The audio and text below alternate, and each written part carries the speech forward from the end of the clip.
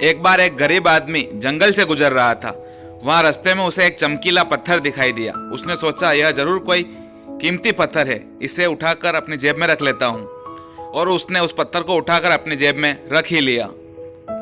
वह आदमी उसे बेचने के इरादे से अपनी जान पहचान वाले एक फल विक्रेता के पास गया और उस पत्थर को दिखाकर उसकी कीमत जाननी चाहिए। फल विक्रेता बोला, मुझे लगता है यह तो कोई नीला शीशा है।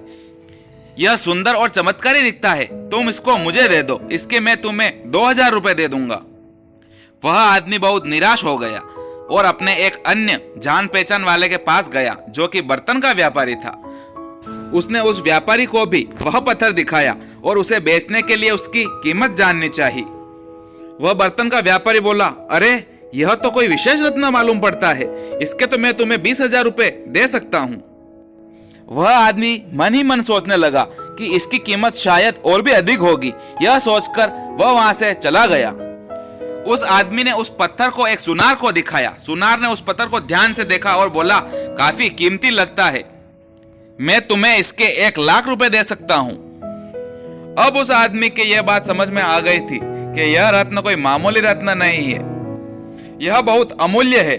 उसने सोचा, क्यों न मैं इसे हीरे के व्यापारी को दिखाऊं।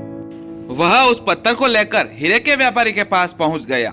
उस हीरे के व्यापारी ने जब उस पत्थर को देखा तो वह चौंक गया और उसने पूछा, तुम यह कहां से लाए हो? यह तो बहुत अमूल्य है, यदि मैं अपनी पूरी संपत्ति भी बेच दूं तो इसकी कीमत नहीं चुका पाऊंगा। अपने जीवन में भी हम अपने आप को कैसे आंकते हैं, कैसे दोस्तों के साथ हम रहते हैं, ये बातें हमारे जीवन को बदल सकती हैं। अगर हम नकारात्मक विचारों वाले लोगों के साथ रहेंगे तो हम लाइफ में कुछ नहीं कर पाएंगे, हमारी लाइफ नेगेटिव हो जाएगी। और अगर हम पॉजिटिव विचार वाले लोगों के साथ रहते हैं तो हमारी लाइफ पॉजिटिव रहती है, हम अपनी लाइफ में सफलता हासिल कर पाते हैं।